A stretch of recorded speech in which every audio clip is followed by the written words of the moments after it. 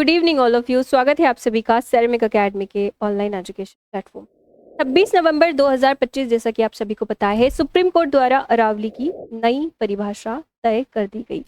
उसी के संबंध में आर्टिकल पब्लिश हुआ है कि क्या मामला था वही पूरा, कहाँ से शुरू हुआ और क्या जरूरत पड़ी कि अरावली की हमें नई परिभाषा तय करनी पड़े। और जब तय कर ही दी है 100 मीटर आसपास के धरातल से 100 मीटर ऊपर, तो क्या इसके परिणाम होंगे, वो अपन परिणाम देखेंगे। विरोध सबसे ज्यादा राजस्थान से देखने को मिल रहा है, क्योंकि राजस्थान में ये 80% के आसपास विस्तृत है।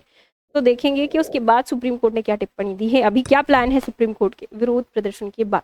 तो अभी समझेंगे इस चीज को। पहले तो देखो कि अरावली के बारे में थोड़ा बेसिक समझते हैं। विश्व की प्राचीनतम वलित पर्वत श्रृंखला, जो कि गुजरात, राजस्थान, हरियाणा और दिल्ली तक विस्तृत है। 3 राज्य एक यूटी में विस्तृत है।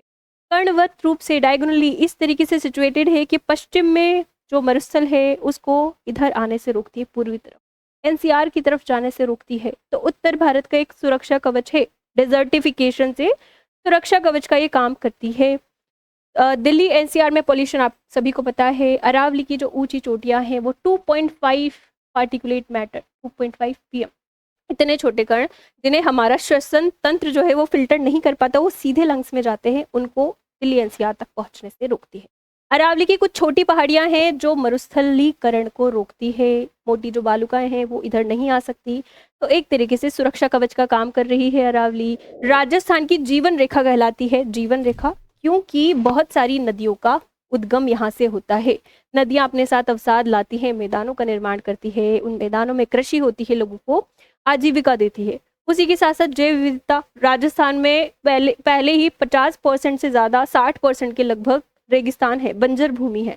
और इसी क्षेत्र में, अरावली क्षेत्र में, सबसे ज्यादा जैव विविधता पाई जाती है। खनिजों की बात करें तो अरावली अजायब घर कहलाता है खनिजों का। बहुत तरह तरह के खनिज है, धात्विक है, अधात्विक है। धात्विक खनिजों में तांबा, कॉपर, चांदी, अधात्विक में चूना पत्थर, लाल पत्थर, बलुआ पत्थर, मार्बल, संगमरमर, बहुत सारी चीजें इस क्षेत्र में खनिज पाए जाते हैं। और वैध रूप से खनन करें तो सरकार को राजस्व, आम लोगों तक इसका फायदा पहुंचता है। लेकिन खनन माफियाओं की नजर रहती है और अवैध खनन के बहुत ज्यादा मामले बढ़ते जा रहे थे। अवैध खनन के बहुत ज्यादा, इलीगल माइनिंग के बहुत ज्यादा मामले बढ़ते जा रहे थे। मामले पहुंच रहे थे सुप्रीम कोर्ट के पास, लोग याचिका दायर कर रहे थे। और टीएन गोडावर्मन वाद जो है, उसके तहत सुप्रीम कोर्ट ने फैसला सुनाया था कि कृषि, वन वाला क्षेत्र और पहाड़ी वाला क्षेत्र जिसमें अवैध खनन को पूरी तरीके से प्रतिबंधित कर दिया जाए। इलीगल जो भी एक्टिविटीज हो रही हैं, कटाई हो रही है वहां पे वनों की, उसको प्रतिबंधित कर दिया जाए। और वैध कोई आप लीज पे दे रहे हो, अनुमोदन दे रहे हो, तो भी केंद्र सरकार की अनुमति उन्होंने जरूरी कर दी थी। तो लोगों ने कहा कि ये फैसला लागू करवाइए, यहाँ पे अवैध खनन हो रहे हैं, रोकिए इस चीज को। तो सुप्रीम कोर्ट ने फिर centrally empowered committee, supreme court की ही एक सहायक समिति है, सुप्रीम कोर्ट की सहायक समिति जो सहायता करती है, जैसे कोई ऐसा मामला आ गया जो बहुत बड़े लेवल पे लोगों को प्रभावित कर रहा है, तो विश्लेषण करके देती है मामले का पूरा।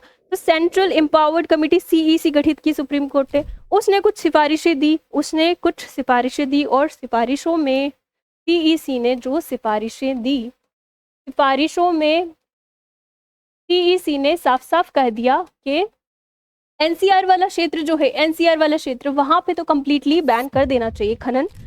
खनन तो अनुमति देनी ही नहीं चाहिए वहां पे। वाइल्ड लाइफ जहाँ पे बहुत ज्यादा है, वाइल्ड लाइफ प्रोटेक्शन एरिया जो है, वाइल्ड लाइफ प्रोटेक्शन जैसे कि वन्य जीव अभ्यारण्य, इन क्षेत्रों में खनन बंद कर देना चाहिए। खनन की बहुत ज्यादा अनुमति इन क्षेत्रों में नहीं देनी चाहिए। कुछ क्षेत्र अरावली में, पर्वतों में ऐसे होते हैं जैसे अरावली है, और कुछ क्षेत्र निम्न भूभाग होते हैं, यहाँ पे वर्षा जल इकट्ठा हो जाता है, ढलान से आके वर्षा जल इकट्ठा होता है, या कच्ची भूमि जो होती है वहां से जल रिस के फिर अपना ग्राउंड वाटर रिचार्ज करता है, यानी कि भूजल को बढ़ाता है। राजस्थान में वैसे ही भूजल कम है। जल जीवन मिशन के बारे में आपने सुना होगा। जल जीवन मिशन, राजस्थान बहुत पीछे है जल जीवन मिशन इम्प्लीमेंट करने में। क्यों? क्योंकि केंद्र से पैसा तो आ रहा है, लेकिन जिलों के आसपास, गांव के आसपास भूजल के स्रोत ही नहीं मिल रहे हैं। कैसे आप पीने का पानी लोगों तक पहुंचाओगे? कैसे? उसका जो मकसद है वो पूरा नहीं हो पा रहा है, भूजल के स्रोत ही नहीं मिल रहे हैं। तो कैचमेंट एरिया जो है वहाँ पे जहाँ पे भूजल पानी नीचे जाता है और भूजल अपना बढ़ता है और आसपास की जलीय संरचनाओं में जाके पानी इकट्ठा होता है, उन कैचमेंट एरियाज में भी खनन नहीं होना चाहिए, इसकी अनुमति नहीं देनी चाहिए। तो इतना सीईसी ने कहा और भी कुछ सिफारिशें दी। इन्हीं सिफारिशों के साथ साथ सुप्रीम कोर्ट को सिफारिश दी गई कि अरावली क्षेत्र का बहुत ज़्यादा भाग खनन की वजह से नष्ट हो रहा है, डिस्ट्रॉय हो चुका है और आगे इसी रफ्तार से खनन कार्य, निर्माण कार्य यहाँ पे होते रहे तो डिस्ट्रॉय होने की संभावना ज़्यादा है।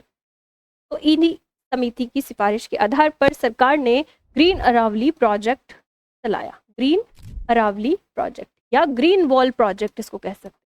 ग्रीन वॉल प्रोजेक्ट के तहत अरावली जो है उसके आसपास 5 किलोमीटर के क्षेत्र में बफर जोन क्रिएट करना था, पुनरुद्धार किया जाना था इस क्षेत्र का, वहाँ पे ग्रीनरी लगानी थी, वहाँ पे भूजल जल संरचनाएं जो हैं उनको बढ़ावा देना था ताकि यहाँ पे ग्रीनरी बढ़ सके, आसपास बफर जोन क्रिएट करना था।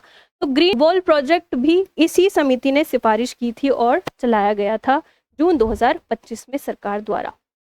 अभी क्या हुआ कि इनको इम्प्लीमेंट करने के लिए और जो निर्णय TN गोदावर्मनवाद में निर्णय आया और इस समिति ने जो सिफारिश दी उसको मतलब कि प्रतिबंधित करना इन क्षेत्रों में, तो उसको निर्धारित करने के लिए पहले निर्णय लेना पड़ेगा कि हील्स की डेफिनेशन क्या हो, हील्स की, तभी तो यहाँ पे ये प्रोजेक्ट और ये निर्णय लागू करवाया जाएगा। तो इसके लिए यहीं से शुरू हुआ कि हील्स की कोई यूनिफॉर्म परिभाषा नहीं है, यूनिफॉर्म परिभाषा निर्धारित की जाए हील्स की।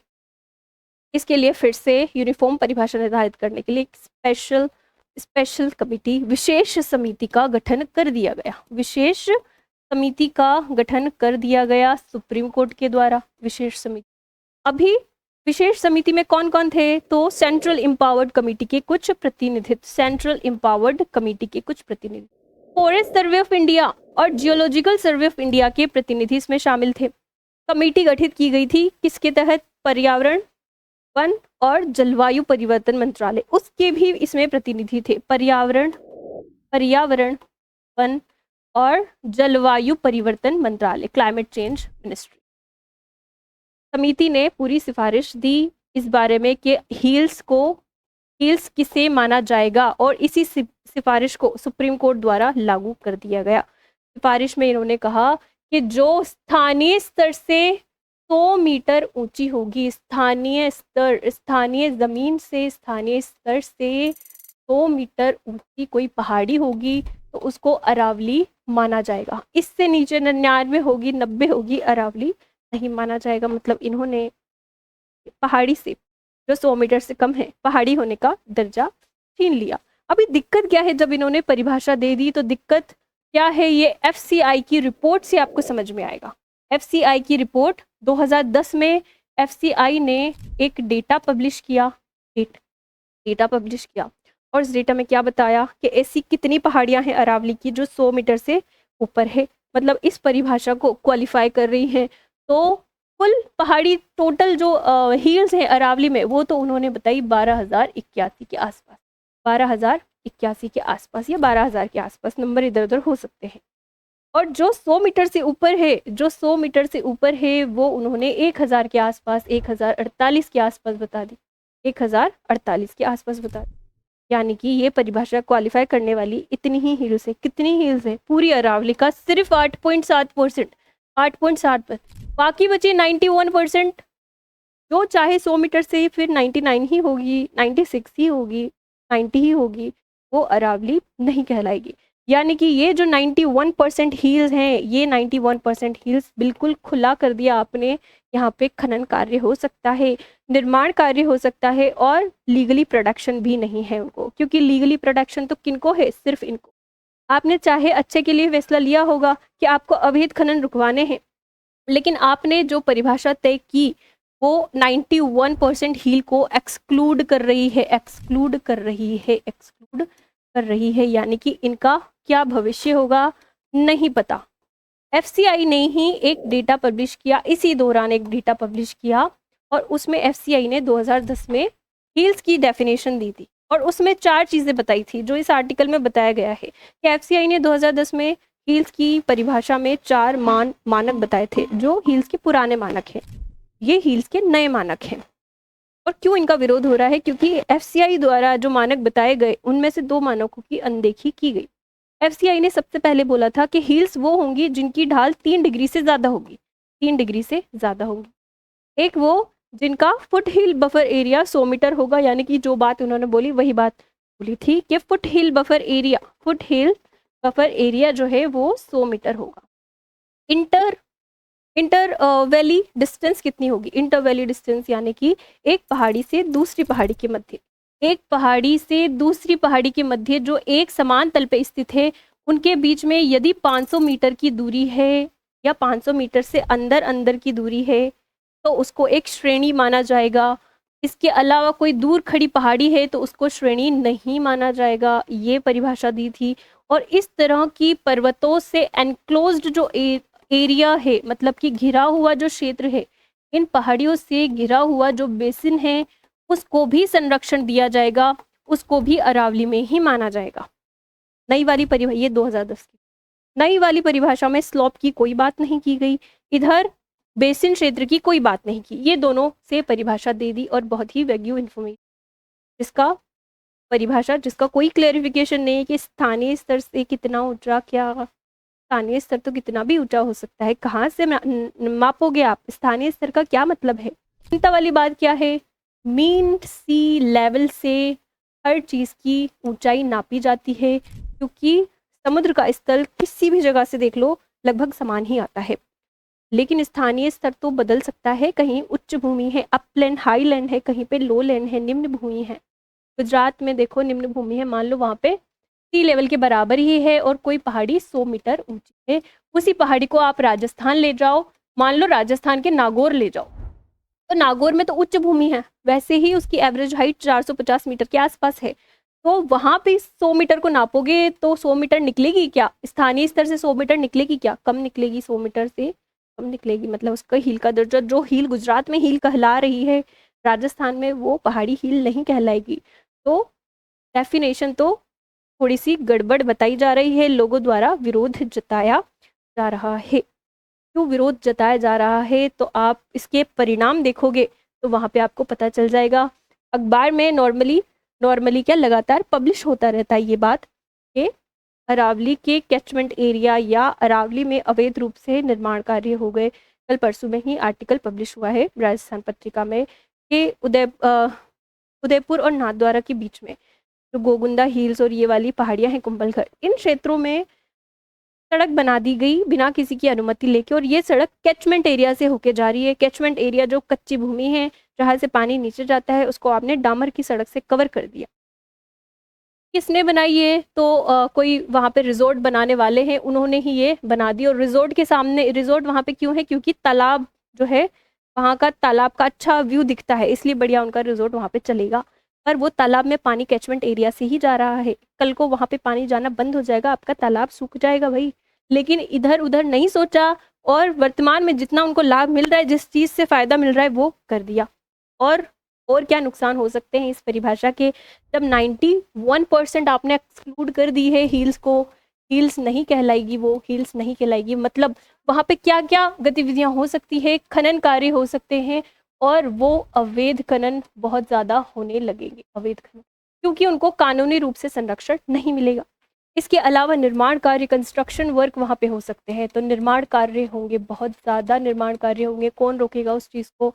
निर्माण कार्यों में औद्योगिक इकाई भी लगाई जा सकती है, औद्योगिक अभी आप देख लो कि राजस्थान में पहले ही नदियाँ कितनी पॉल्यूटेड हैं, कितनी पॉल्यूटेड है। बनास नदी के बारे में आप सुनते रहते हो, बनास नदी पॉल्यूटेड है, प्रदूषित नदी का दर्जा प्राप्त है उसको।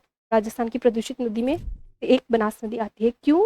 बनास नदी, लूनी नदी, इन नदियों में औद्योगिक इकाई का अपरिष्कृत पानी, अनट्रीटेड वाटर छोड़ा जाता है, अपरिष्कृत पानी छोड़ा जाता है, इसलिए नदियों का प्रदूषण स्तर बहुत ज़्यादा है।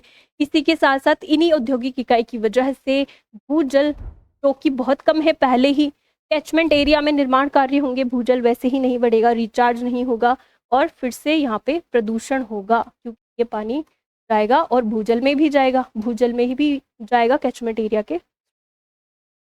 यहाँ पे प्रदूषण। वैसे ही राजस्थान फ्लोराइड फ्लोरोसिस बीमारी से ग्रसित है। क्यों? फ्लोराइड कंटामिनेशन, फ्लोराइड का प्रदूषण बहुत ज़्यादा है, और औद्योगिक इकाई लग जाएंगी तो और प्रदूषण बढ़ जाएगा। भारत में सबसे ज़्यादा फ्लोराइड से प्रदूषित कोई राज्य है तो वो राजस्थान है वहाँ पे, तो ये प्रदूषण और ज़्यादा बढ़ाएगी। एनसीआर पे थोड़ा ध्यान नहीं दिया आपने, एनसीआर पे प्रदूषण बढ़ेगा क्योंकि धूल के कण उधर तक पहुँचेंगे। कहा जा रहा है कि एनसीआर के साथ साथ ये उत्तरी मैदान तक भी पहुँच सकते हैं, गंगा के उत्तरी मैदान तक भी पहुँच सकते हैं, तो ये एक दिक्कत वाला कारण है। कॉरिडोर्स बने हैं अरावली में, और कॉरिडोर्स बड़े बाघ जो हैं, चीता जो हैं, तेंदुआ, इनके आने जाने के लिए वो कॉरिडोर्स हैं। और बहुत बार आपने खबर सुनी होगी कि झालाना डूंगरी जयपुर, ज़्यादातर अखबारों में आता रहता है कि झालाना डूंगरी से बाहर आ गया लेपर्ड निकल के और स्थानीय बस्ती में घुस गया। और जब हम समाचार पढ़ते हैं तो हमें वो बहुत एडवेंचर लगता है, लेकिन उससे पूछो जिसके सामने आके वो तेंदुआ खड़ा हुआ है। इसको क्या कहते हैं? ह्यूमन वाइल्ड लाइफ कॉन्फ्लिक्ट, वन्य जीव मानव संघर्ष। ह्यूमन वाइल्ड लाइफ कॉन्फ्लिक्ट बढ़ेंगे, कहाँ जाएंगे वो? Wild life animal, human wild life conflict यहाँ पे आपको बढ़ते हुए नजर। इस तरीके से बहुत सारा नुकसान है। बजरी बहुत ज़्यादा, क्योंकि लोगों की आवश्यकताएं खत्म नहीं हो रही है, निर्माण कार्य करना है, और बजरी खनन माफिया अंधाधुंध निकाल के ले जाते रहते हैं, पैसा पता नहीं किस किस के जेब में जाता रहता है। तो वो बजरी जब आप निकालोगे तो नदियों का रूट बदल जाएगा, ज़्यादा खुदाई करोगे, उधर ज़्यादा खनन करोगे तो नदियों का मार्ग ही बदल जाएगा। फिर कोई कैचमेंट एरिया कोई कुछ सही नहीं रहेगा, बाढ़ आएगी या तो फिर सूखा पड़ेगा, नदियों का मार्ग बदलेगा, यहाँ पे कोर्स बदल जाएगा नदियों। तो बहुत ज़्यादा नुकसान है। अरावली की हील्स जो है, विरोध जो कर रहे हैं, उनका यही कहना है कि दोबारा से डेफिनेशन को दोबारा से रिव्यू किया जाए और एक सही डेफिनेशन यहाँ पे रिलीज की जाए, या फिर कोई प्लान कोई बढ़िया सा आपके पास अरावली को बचाने के लिए कुछ है। तो सुप्रीम कोर्ट ने फिर टिप्पणी दी, सुप्रीम कोर्ट ने टिप्पणी दी कि क्या उपाय है। टिप्पणी में सुप्रीम कोर्ट ने बोला कि एक management plan for sustainable mining करके वो तैयार कर रहे हैं। राज्य सरकारों को management plan for sustainable mining के तहत उन्होंने निर्देश दिया है कि एक बढ़िया सा प्लान तैयार कीजिए, जहाँ पे मैपिंग करो कि वाइल्ड लाइफ कहाँ पे ज़्यादा है, उसकी मैपिंग करो उस क्षेत्र की। कोई इको सेंसिटिव जोन है, इकोलॉजिकली बहुत ज़्यादा सेंसिटिव वहाँ पे जोन है, सेंसिटिव जोन है, तो मार्क करो उसको, डिमार्क करो उस क्षेत्र। इसके अलावा कितना कैरी कर सकते, इकोलॉजिकल कैरिंग कैपेसिटी उस क्षेत्र की, अरावली वाले उस क्षेत्र की कितनी है? Ecological carrying capacity, ecological carrying capacity क्या होता है कि मानव की कितनी गतिविधियों को वो क्षेत्र झेल सकता है, वो होती है इकोलॉजिकल कैरिंग कैपेसिटी। इसका एनालाइज तैयार करो, पूरा मैक्रो लेवल असेसमेंट करो, मैक्रो लेवल असेसमेंट करो यहाँ पे कि कितना प्रभाव पड़ेगा। उसके बाद जो क्षेत्र नष्ट हो गए हैं तो पुनर्वास के लिए आपके पास क्या उपाय हैं, क्या उपाय हैं? ये उपाय पहले से तैयार करो कि जो अवैध खनन से जो क्षेत्र नष्ट हुए हैं किस तरीके से उनको पुनरुद्धार किया जा सकता है। तो इस तरीके से पूरी प्लानिंग का राज्य सरकार को निर्देश दिया है। इसके बाद पूरी सख्त तरीके से मॉनिटरिंग होगी कि नियमों के अनुसार खनन हो रहा है या नहीं हो रहा है, वैध खनन हो रहा है नहीं हो रहा है। तो यहाँ पे मॉनिटरिंग बढ़ाई जाएगी, उन गतिविधियों की मॉनिटरिंग बढ़ाई, नियम सख्ती से लागू होंगे, नियम सख्ती से लागू होंगे। और कहा है सुप्रीम कोर्ट ने कि कोई नए अनुमोदन नहीं देंगे, कोई नए अनुमोदन नहीं देंगे, नए खनन लीज पर नहीं देंगे, जो पुराने चल रहे हैं वो चल रहे हैं, नए को यहाँ पे अनुमोदन नहीं दिया जाएगा। तो फिलहाल ये बोला है। और पूछा गया है सुप्रीम कोर्ट से क्वेश्चन कि क्यों भाई आपको इतना प्रॉब्लम है, आप पूरा खनन पे, वहाँ पे अवैध जो भी खनन हो रहे हैं उस पर प्रतिबंध क्यों नहीं लगा देते, वैध खनन हो रहे हैं प्रतिबंध क्यों नहीं लगा देते? लोगों की ये मांग है कि खनन की वजह से वैध खनन अवैध खनन नहीं हो, इसलिए आपने डेफिनेशन तय की है, तो वहाँ पे खनन पे प्रतिबंध लगा दीजिए पूरी तरीके से। तो सुप्रीम कोर्ट ने रिप्लाई दिया कि पूरी तरीके से प्रतिबंध नहीं लगा सकते, क्योंकि बैकडोर से इलीगल एक्टिविटीज़ चालू ही रहती है। प्रतिबंध लगा देते हैं जब भी, तो और ज़्यादा वो एक्टिविटीज़ जब भी प्रतिबंध लगाते हैं तो एक्टिविटी बढ़ती है।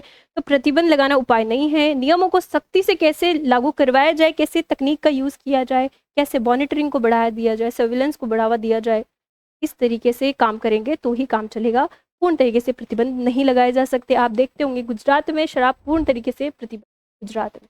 तो ये भी आर्टिकल पब्लिश होता है कि गुजरात में पूर्ण तरीके से प्रतिबंध होने के बाद भी बड़े बड़े से कॉरिडोर्स बने हैं। वो एक्सप्रेस वे जो हमने व्यापार को तेज करने के लिए, एक्सप्रेस वे परिवहन को तेज करने के लिए एक्सप्रेस वे बनाए हैं, उन एक्सप्रेस वे का यूज़ हो रहा है शराब की तेज़ी से पहुंचाने में। गुजरात में कहाँ से, पंजाब हरियाणा से बन के ये पहुंचती है, राजस्थान के एक्सप्रेस वे से होके गुजरात तक पहुंच रही है। तो प्रतिबंध किसी चीज़ पर लगाने से वो उपाय नहीं है, सुप्रीम कोर्ट ने ऐसा बोला। तो यहाँ पे यही है कि पूरा प्लान प्रॉपर हो। कोई सेंसिटिव एरिया है कहीं पे क्षेत्र में, मान लो मेडिसिन प्लांट है अरावली में बहुत ज़्यादा, तो उसको संरक्षण की ज़रूरत है, तो वहाँ पे डिमार्केट कर लिया जाए, चाहे वो 100 मीटर से नीचे, पर उस क्षेत्र को संरक्षण प्रोवाइड किया जाए खनन कार्यों से। वाइल्ड लाइफ बायोडाइवर्सिटी बहुत ज़्यादा है, तो वहाँ पे मैपिंग की जाए। कॉरिडोर्स हैं उनको नष्ट नहीं किया जाए, ह्यूमन वाइल्ड लाइफ कॉन्फ्लिक्ट नहीं हो इससे। और जो क्षेत्र नष्ट हो गए हैं उनका कैसे आप पुनरुद्धार करोगे, ये उपाय देने के लिए कहा है। तो अभी इतना डेवलपमेंट है और दोबारा इस चीज़ को रिव्यू किया जाना चाहिए।